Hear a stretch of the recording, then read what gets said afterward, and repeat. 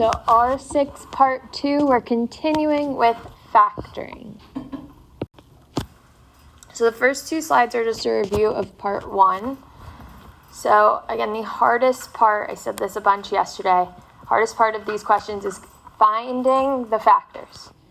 So this chart here is just to help us come up with the factors. So what are two factors that multiply to -6 but add to +1?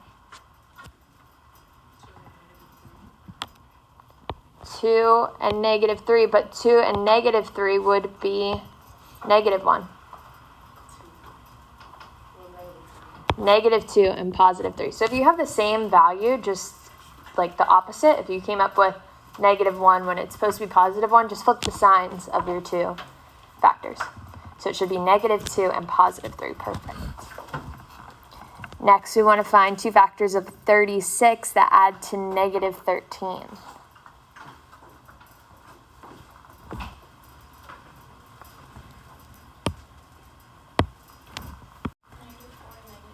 Perfect. -4 and -9. Because -4 times -9 would be +36, and they add to -13. Next, we want to find two factors of -16 that add to -6.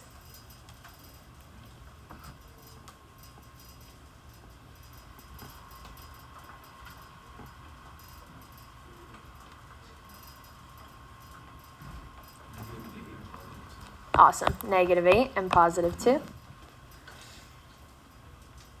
What about two factors of -4 that add to 0? -2 and +2. What about two factors of -33 that add to 8?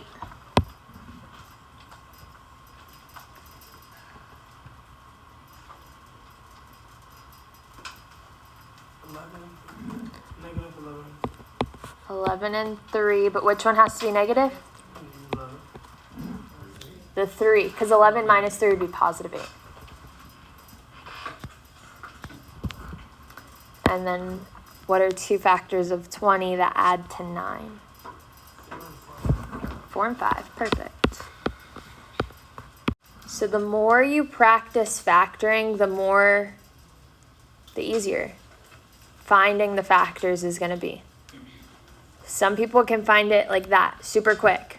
Some people it takes them a second. So don't be concerned if you're not getting it as fast as other people in the class. It's fine. Just write down all your factors. It may take you a bit, but the important part is that you are able to come up with them. So just write down all the factors of that number and figure out which ones add to the number that you're looking for. All right, so on the next page, we're factoring just like we did yesterday. So what are two factors of 8 that add to 6? 4 and 2. Perfect. So how would I write my answer? Awesome. X plus 4 times x plus 2. Could I say x plus 2 times x plus 4? Yeah. You could switch the order. It doesn't matter. All right, for the next one, I'm looking for two factors of 6 that add to -5. -3 and -2. Perfect. So my answer would be y minus 3 and y minus 2. Could you say 5 or 6 and 1? Because -6 plus 1 would be -5. Does this work? Why not? Because it would multiply to -6. So you have to be careful with your signs. So I think when you're looking for factors of 6 that add to 5, that would probably be like the most confusing one, because you have 6 and 1 that adds to 5, and you also have 3 and 2 that adds to 5. But you just have to be careful with your signs. All right, next one. We need two factors of -12 that add to -4.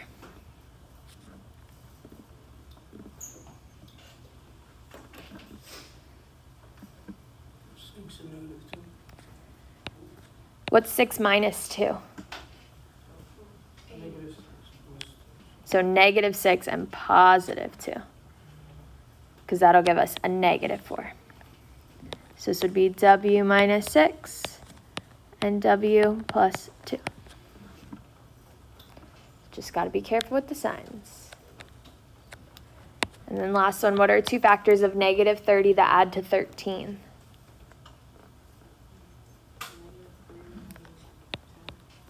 Negative 3 and negative 10.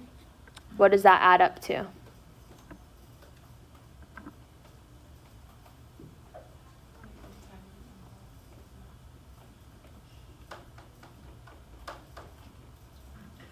So it has to multiply to negative 30. So they both can't be negative. Perfect. So we tried 3 and 10, but that didn't work. So let's try different numbers. We said 15 and 2, and which one's negative? Negative 2. So 15 minus 2 would give us that positive 13. So this would be P plus 15 and P minus 2. All right. On the next slide, we're going to look at a different type of factoring. So when I have two perfect squares that I'm subtracting, because difference means subtracts, so when the two terms of a binomial are perfect squares with a minus between them, we square root the first and last terms, and one parentheses gets a plus and the other one gets a minus. So I need to think, x squared is a perfect square and 4 is a perfect square. So what two numbers or what two terms multiplied together give me x squared? X and x. It has to be the same thing because they're perfect squares. And same thing with 4. What two numbers that are the same? 2 and 2. So in my parentheses, I would put x plus 2 and x minus 2. So when you have the difference of squares, when you factor it, it's the same thing, but one's a plus and one's a minus. So this is like the shortcut for when you have the difference of two perfect squares. All right, so let's look at the first one on the next page. Are these both perfect squares? Yep. So what times what gives us x squared? X and x. And what times what gives us 36? 6 and 6. So what would go into my parentheses? X plus 6 and x minus 6.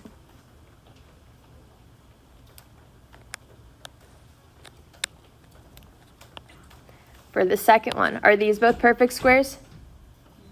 Yep. What times what gives us a squared? A and a. And what times what gives us 81? 9 and 9. So what would go into my parentheses?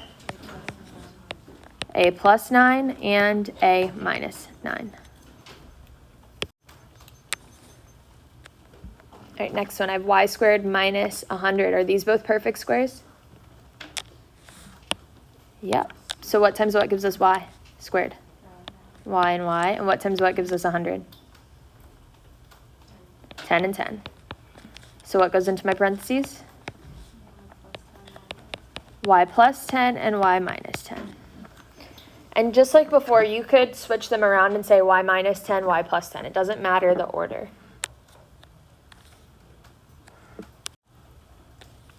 So sometimes we'll have a coefficient in front of the variable. Are these both perfect squares? Yep. So we have to look at the coefficient and the variable here. What times what gives me 16? 4 and 4. Remember, it has to be the same number because they have to be perfect squares. And then what times what gives me y? Y, or y squared would be y and y. So 4y times 4y gives me that perfect square, 16y squared. And then what about for 4x squared?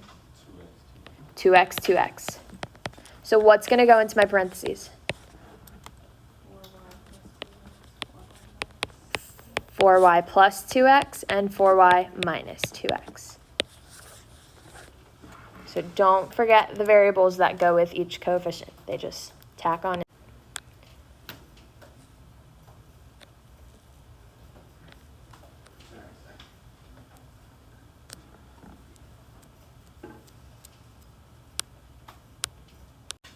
All right, next one.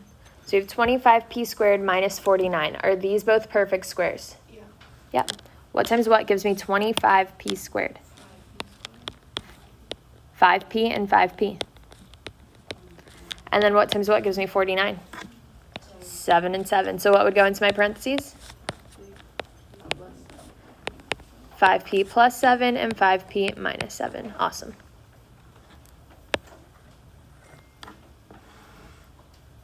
All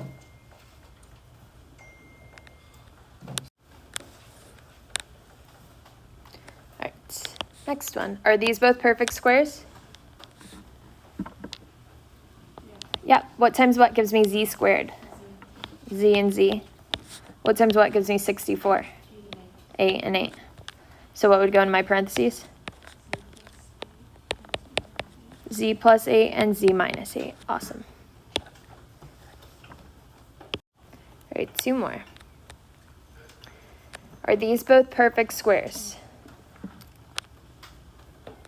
Yes. What times what gives me a squared, b squared? So AB times AB. Perfect. And then what times what gives me 144? 12 and 12. So what goes into my parentheses? AB plus 12 and AB minus 12. Again, it doesn't matter the order. You could say AB minus 12 and then AB plus 12. And that is my answer. All right, and last one. So these are both perfect squares. What 2 factors give me 36m squared? 6m and 6m. And then what 2 factors give me n squared? N and n. So what goes into my parentheses? 6m plus n and 6m minus n. So the more you start to do these questions, the easier they become because there's only so many perfect squares, so you start to see the same numbers again and again. Some perfect squares would include 1 squared, which is 1, so these would be your perfect squares.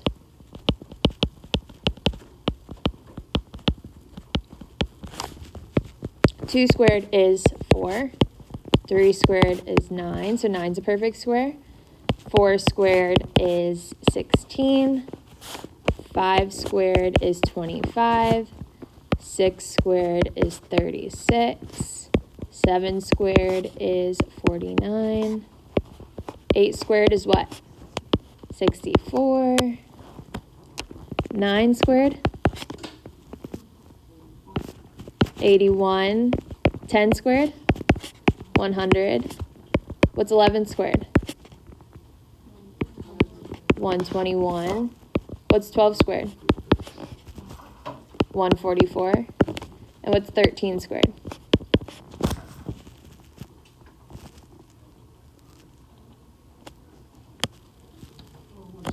169. So you would see the numbers on the right side show up again and again. They repeat because there's only so many perfect squares that we have.